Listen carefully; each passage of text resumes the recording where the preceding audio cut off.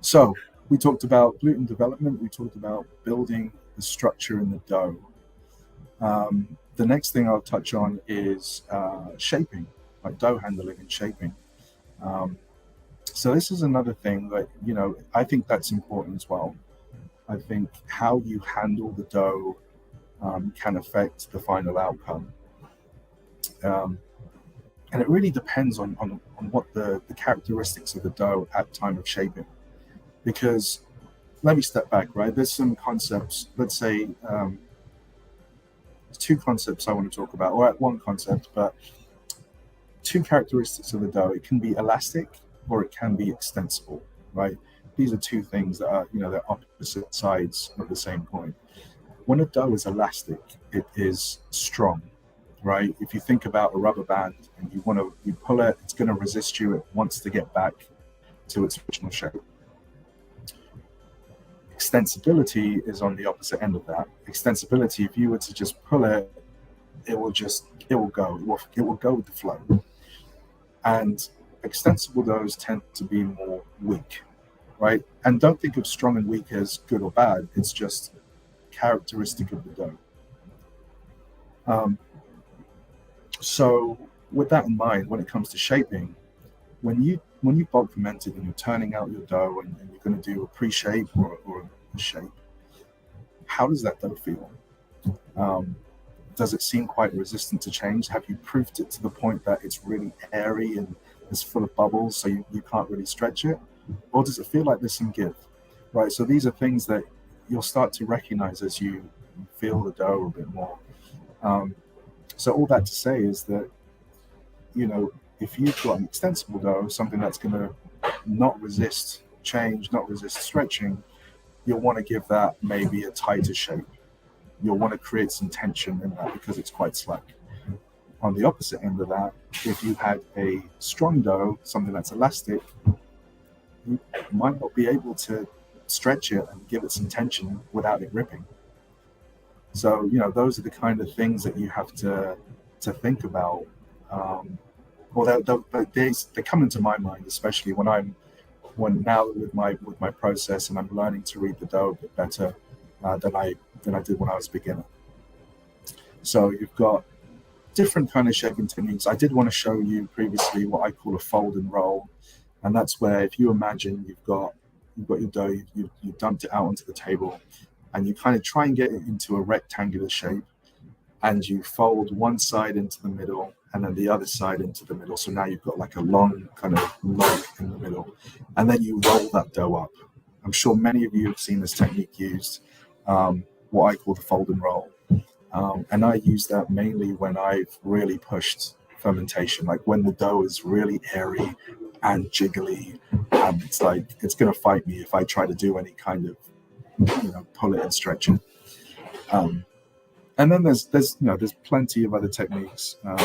YouTube is a great place to find some of these, and practice. Obviously, each time you make a dough, practice some of these shaping techniques. Okay, so that was one. So dough handling. Be very mindful of dough handling. You don't want to. I mean, it depends on what your end goal is, right? But for those of us who are seeking an open crumb, you want to be careful because you don't want to degas it too much and knock that all the air that your dough has worked so hard to trap. You want to make sure it stays intact. Okay, and then the last thing, I guess that's really important and the most important thing is fermentation. So I purposely saved that at the end of my list of items because it's the one thing that I think all beginners will struggle with, right? Because it's new, it's you don't know what you're looking out for. Like I was saying earlier, I was saying earlier that you don't know what to look out for. People say watch the dough, not the clock, and it's like, well, what am I watching for? So one thing I do is, and I learned this from Sourdough Journey. He did a really good job of putting together what to look out for. So for me, bubbles on the top. You'll start to see, as your dough starts to ferment and grows, you'll start to see some kind of activity. There's bubbles on the top. If you're doing it in a transparent container, sorry, you can see on the sides there's bubbles around, and there'll be some bubbles underneath. You'll also see it's a bit more aerated. It's a bit more jiggly. That means you can see that it's expanded, that the yeast is doing its job. And then the smell as well. Now, if you're doing just a plain white loaf, no inclusions, you'll see that it goes from a floury smell to a more sweet kind of smell. So those are all great indicators. But for me, as a beginner, the most important thing is volume percentage increase, the rise. And I saw that, Ted, you had a question there, and it was kind of leading me to that. So I actually bulk in a straight-sided container. So I brought that with me here. So I have this. I wasn't always using this, but I always had some kind of straight-sided container. These I think I got these at Costco. There was like 4 for, I can't remember how much it was, like 12 or 13 bucks or something. And I'll do like 1, maybe 2 smaller loaves in here. So the reason why this is really good, let me take this off. So it's straight, and it's easy to measure that volume increase. And I say that that's important. I say I love it because it's something that you can easily measure, right? Sometimes the bubble thing, you don't know, like, is that enough bubbles around? Are there enough on the top? Are there enough around the edges and underneath? You kind of second guess yourself.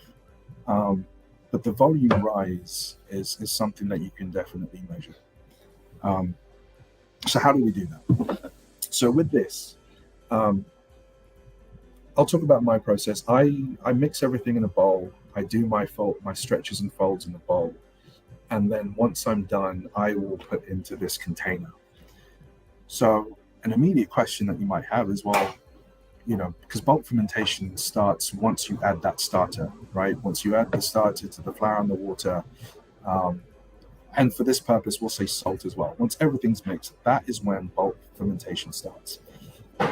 And the question that you guys might have is, well, if you're doing that in the bowl, then it's already started. So by the time you put it inside here, it surely must have risen some, right?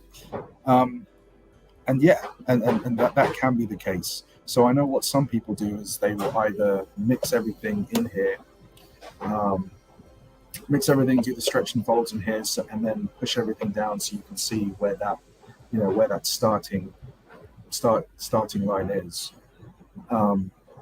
And this is a trick I picked up from Tom. He's clearly a big influence for me.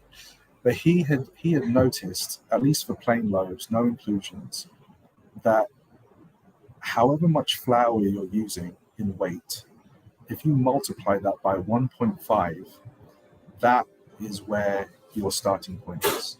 So, for example, I tend to use 500 grams of flour, right? Whether it's bread flour or a mix of whole wheat and bread flour, I'll tend to use 500. So 500 times 1.5 is 750. So 500 grams, 750 milliliters.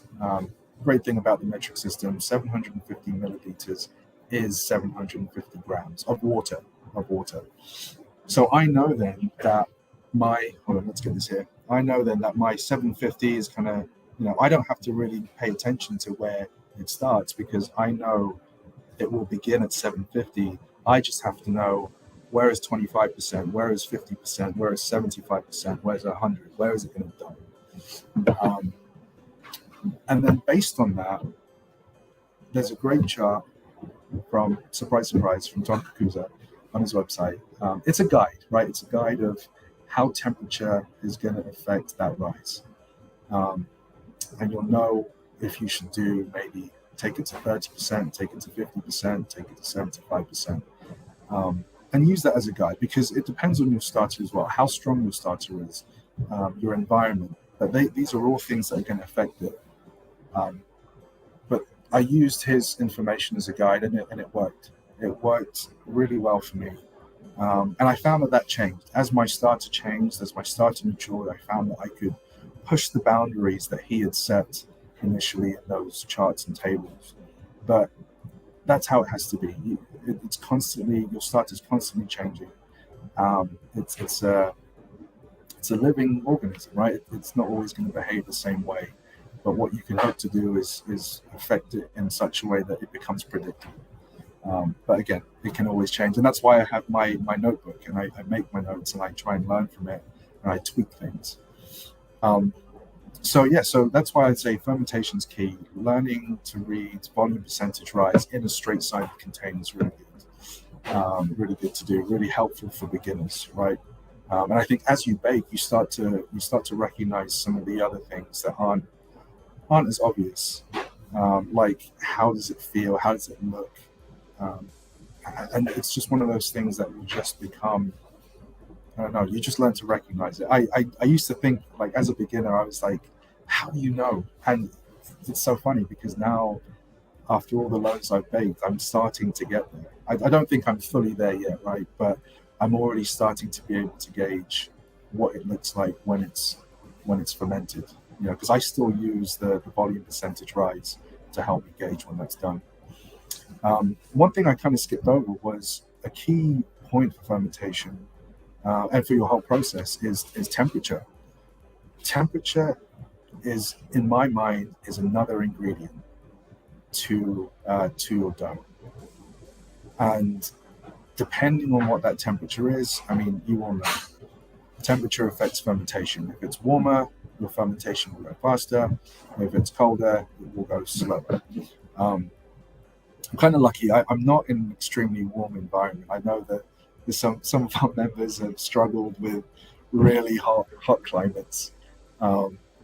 I kind of like to try and see how I would fare in a really warm environment, just how my process and how my baking would change.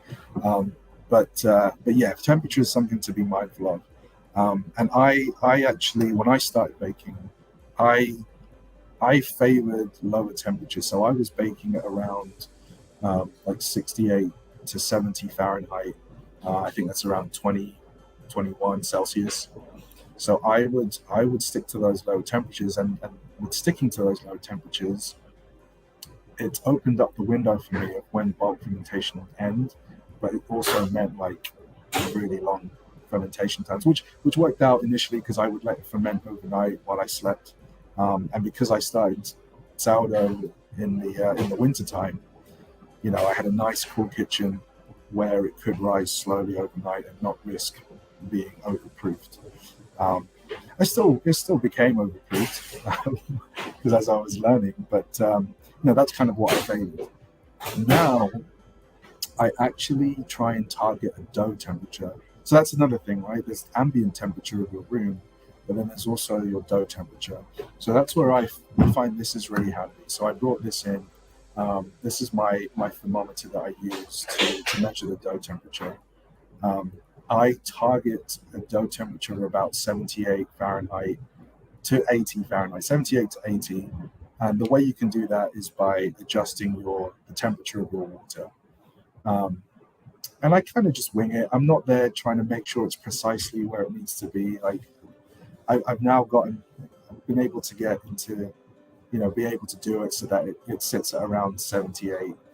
If it's 77, it doesn't bother me too much. And then I kind of employ techniques at home to keep my dough temperature high if it's too cold in the kitchen. So I'll be the person that switches on the light in the oven, let that heat up a little bit, and then stick the dough in there to kind of help maintain that temperature. I don't have a proofer box, which I think would be awesome. I put that on my wish list, so hopefully my wife will pick up on that. But no, I do that, and I check it periodically. Some people are worried that won't sticking this into the dough disrupt the air bubbles that you've created, all the gas bubbles, and I say no. I mean, not majorly. And that's one way. As I was learning, I would be sticking this in there, taking the temperature, making sure that I'm on the right track, that it's not dipping too low or not getting too high. Because, like I said, temperature is another ingredient. So yeah, I mean, if if there's any questions on that, let me know. But again, fermentation definitely a key factor in making bread. And it's one of those things. I'm sure you've all heard of the Pareto principle, right? 80-20 rule.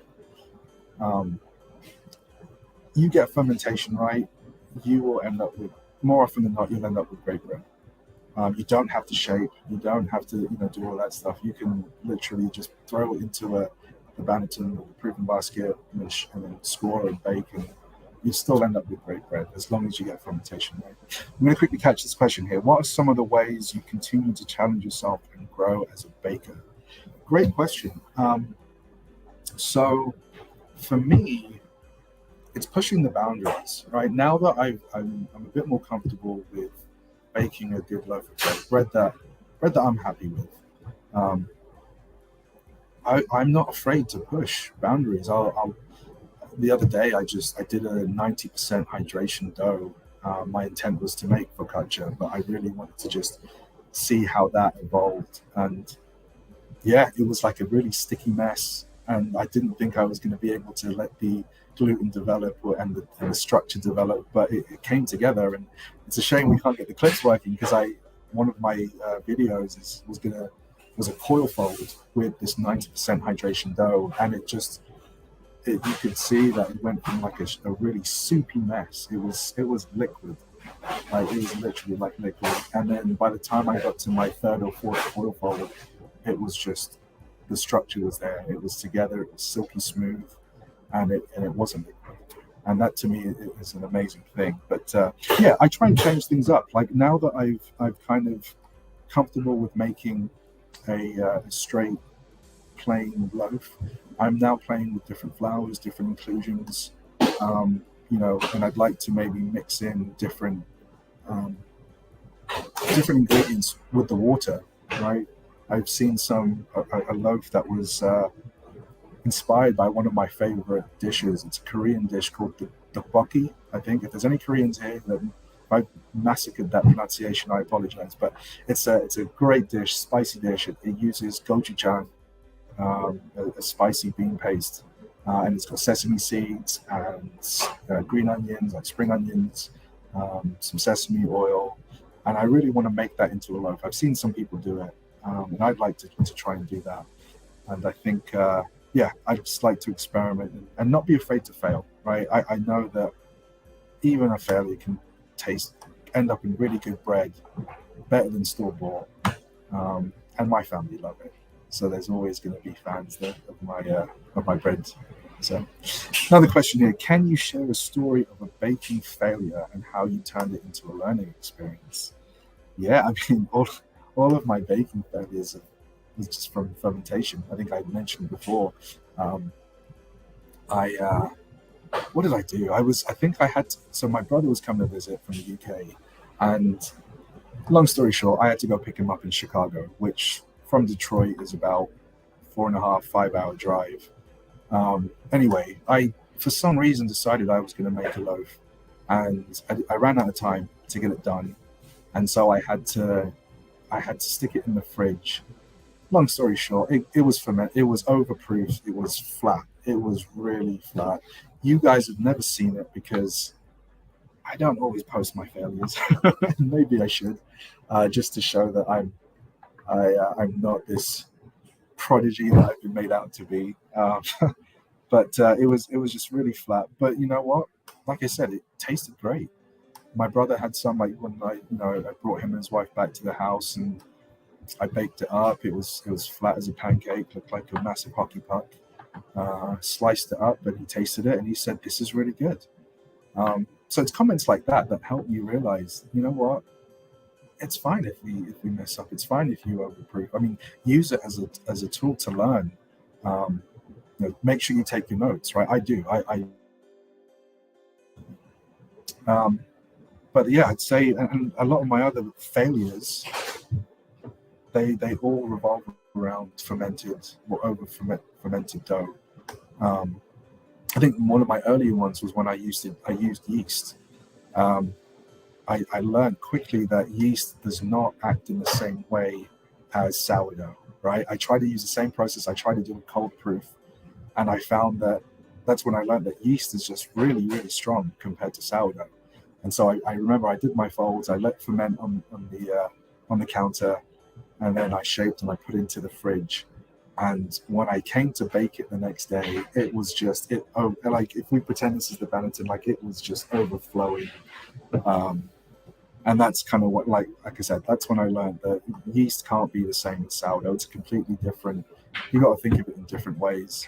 But it helped me to tweak that process. It helped me to be able to bake with yeast and still do a cold proof. I just had to change times and temperatures, right? So it's all part of the learning. All right, so kind of putting that all together. So I mentioned, as a recap, we had, what I found was important when making a great loaf of bread.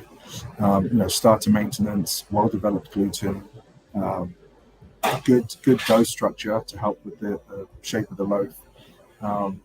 Mindful dough handling, making sure that you're able to shape correctly, you're not degassing too much.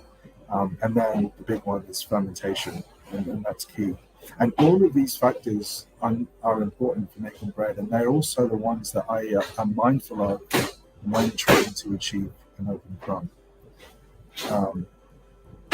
Some things, if I can, that's the thing, I can't really pinpoint exactly what would make an open crumb, right? I see the question a lot in the group, and in other sourdough groups, how do I get an open crumb?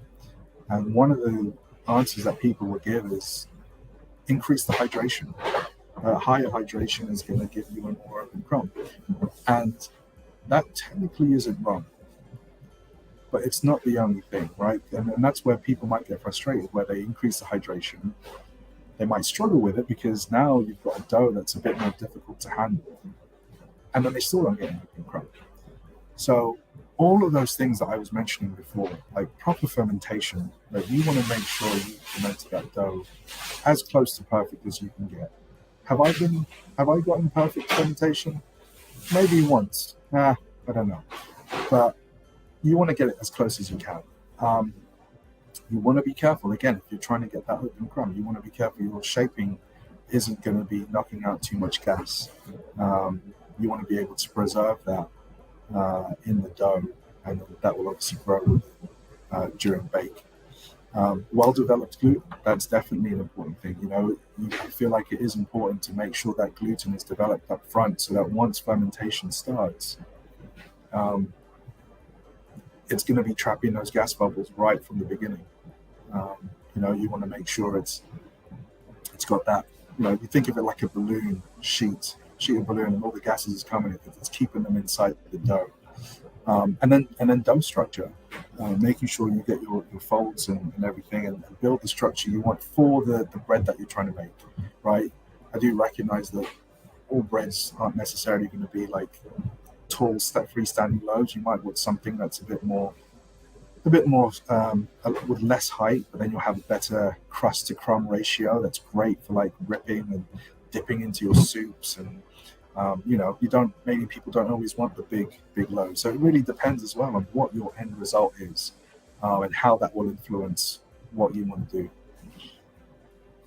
I think that was kind of it. Again, I'm really sorry. We did have some technical difficulties. I was hoping to show you some videos to kind of help give you a visual, illustrate some of the points I was trying to make. But I'm hoping that what I've talked about right now has been really interesting and really helpful. Again, if there's questions, keep them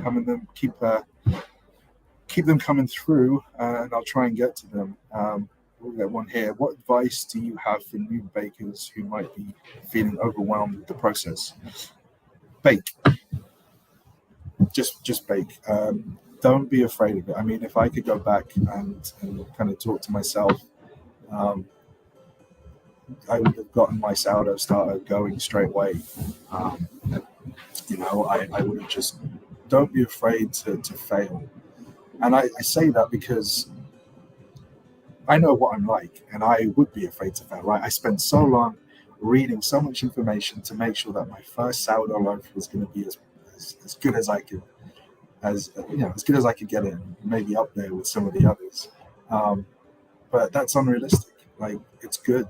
it's good to make the mistakes. It's good to fail. It's good to understand, get the feedback and see what went wrong. I know it can be disheartening when, you know, after a few loaves you're still making mistakes. I get that, but make notes. I did. I've got, like I said, I've got my little notebook. I take a note of the weights, the time, the temperature, everything, and then I can go back and reference it. I took pictures with my phone. I would take videos, and I would take a crumb shot, and I would, it's got the date stamped there, and I've got the date in my book of when I made that loaf. Just make the mistakes and learn from them, and use that to help you with the next one. What tools or kitchen gadgets have you found indispensable in your sourdough baking? Great question. So there's a lot of talk of, do I need all this? There's a lot of stuff there that maybe I want rather than need, but then there are certain tools that I think really do help. So obviously this is one. This is my camera container, straight-sided container, helps me with bowl fermentation, and I'm only really typically doing like 1 or 2 loaves worth of dough in here. Another thing I've got is my dough scraper. So this kind of helps, when I'm mixing everything in the bowl, kind of helps me gather all the dough into one mass. Already talked about this. Temperature is key. I use it. I find this indispensable. It's probably one of my important tools when making bread. Another good thing to have is a good bench scraper. So you can use this to help shaping the dough, help to to divide the dough. I know that there's a lot of recipes there that call for making a batch that will make 2 loaves. This will get to kind of divide, move things around.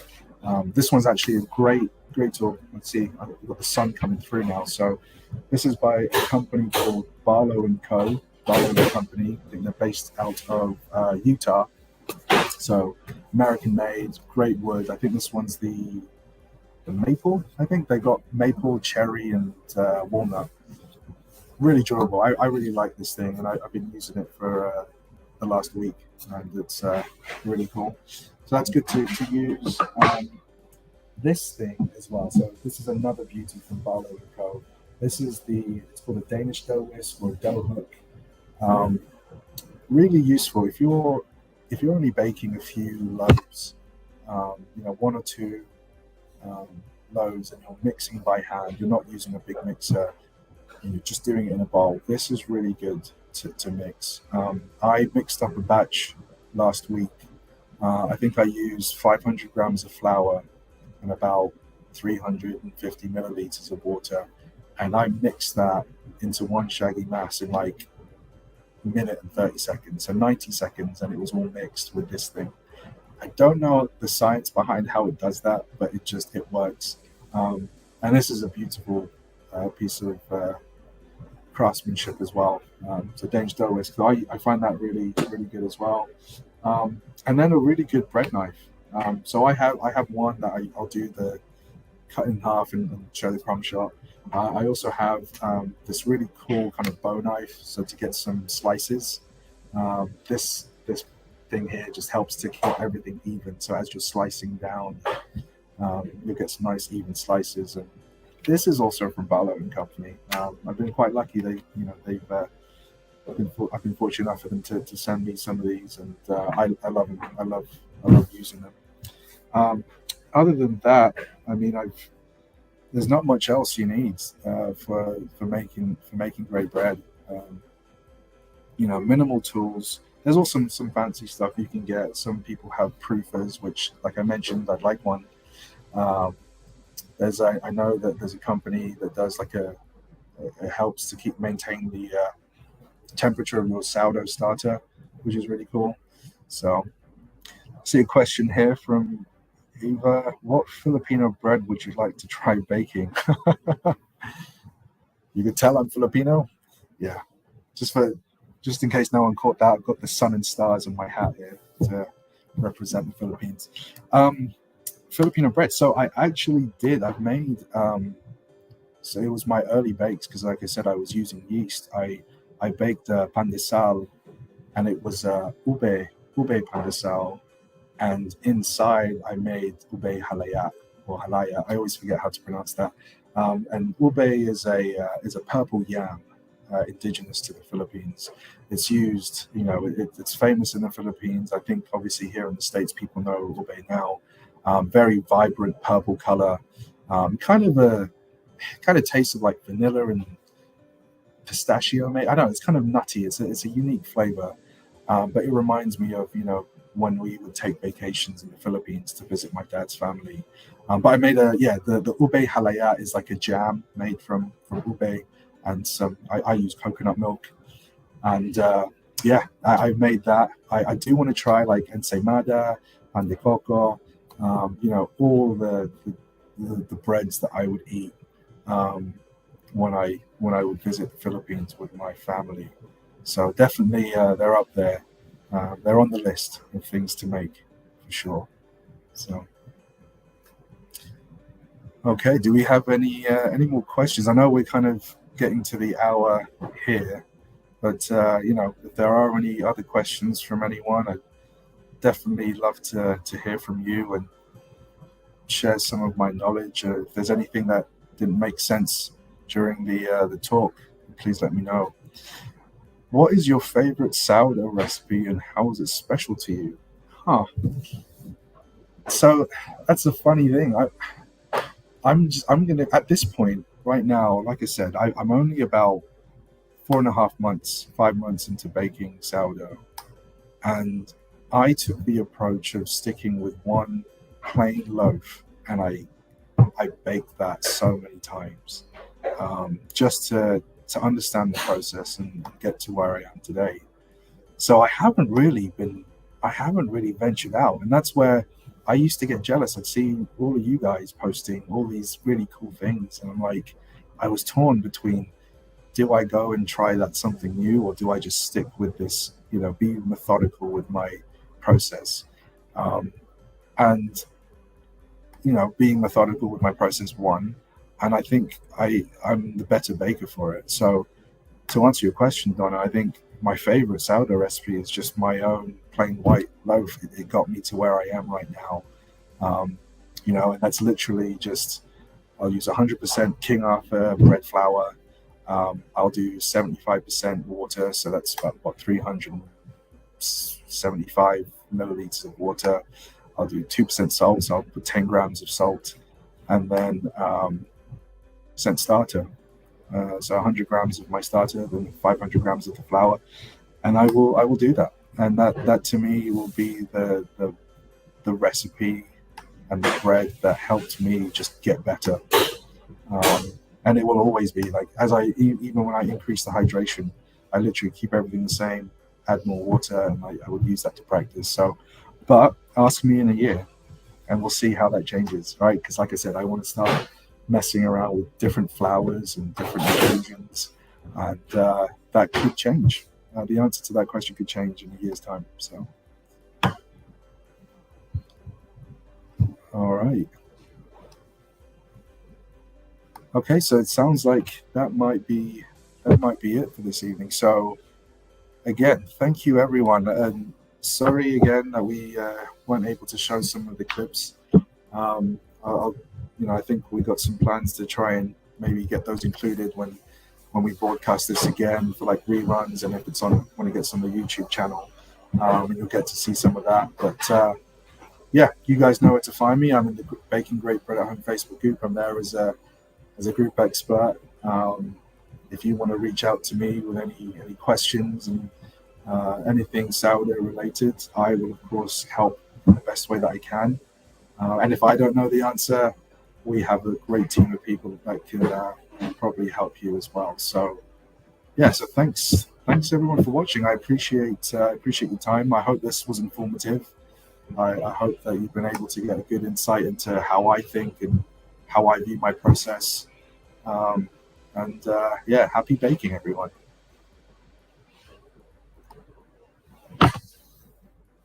Oh man, you there, Henry?